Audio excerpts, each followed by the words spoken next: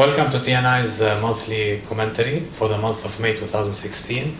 My colleague Divya and I will provide you with a summary of the key events that happened during the month on the MENA markets. After rebounding strongly in the last quarter, MENA markets witnessed strong profit taking ahead of the holy month of Ramadan.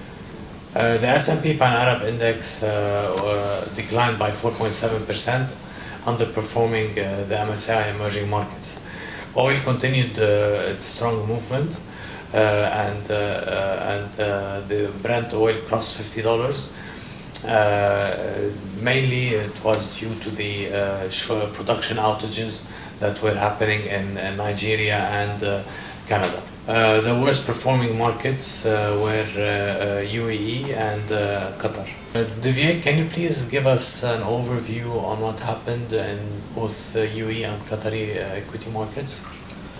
Abu Dhabi, Qatar and Dubai indexes declined 6.5%, 6.4% and 5.1% respectively. One of the key reasons behind this underperformance was investors exiting their positions in some of the blue chip names, which were expected to witness outflows during MSCI EM index May 31 rebalancing. About USD 100 million was expected to flow out of the two markets. Underperformance in UAE was linked to mainly banking and real estate sectors, whereas in Qatar it was linked to telecom and real estate sectors. Investors also reduced their exposure to the UAE banks ahead of June 16 deadline for the banks to report to the central bank the impact of IFRS 9 on their provisions buffer. As per IFRS 9, which is a new accounting standard, the banks have to take into account the precautionary provisions based on an expected loss model starting 1st January 2018. Currently, the banks take the provisions based on an incurred loss model. We believe the bank's profitability could be negatively impacted by this new rule, as the banks may need to take additional provisions.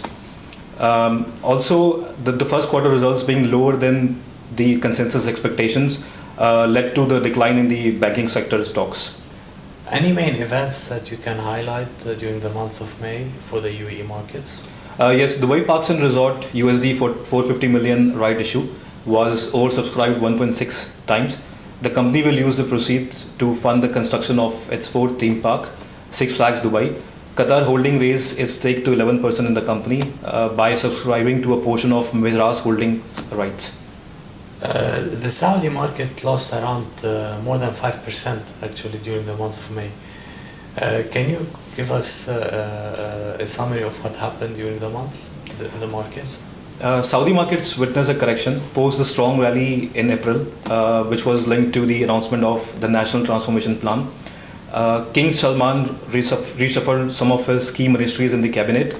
One of the most eye-catching move was replacement of the veteran oil minister Ali Al Noemi and creation of a new energy, industry and resource ministry, which is headed by the current chairman of Aramco, Khalid Al Faleh.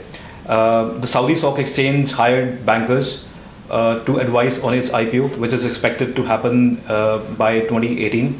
In the M&A space, Adiptio, a UAE-based consortium, ended the talks to buy 69% stake in Kuwait Food, which is a Middle Eastern fast food operator. In the past, Singapore's Temasek Holding, Saudi-based food producer Savola Group, and private equity funds such as KKR and CVC had all expressed their interest in Kuwait Foods. That's it for the month of May. Thank you.